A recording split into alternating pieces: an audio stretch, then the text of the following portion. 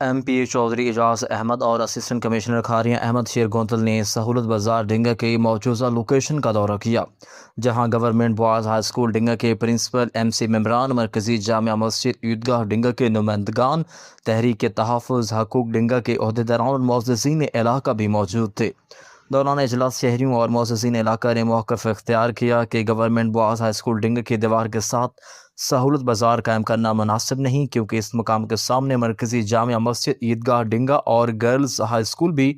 واقع ہے۔ شرکاء کا کہنا تھا کہ سہولت بازار قائم ہونے سے اس علاقہ میں غیر معمولی رش بڑھے گا، جبکہ نماز جمعہ، نماز عید اور اہم جنازوں کے مواقع پر شدید ٹریفک جام اور سیکیورٹی مسائل پیدا ہونے کا خدشہ ہے۔ شہریوں نے مطالبہ کیا کہ عوامی سہولت، طلباء و طالبات کی آمد و رفت، ٹریفک کی روانی اور سیکیورٹی صورتحال کو مد نظر رکھتے ہوئے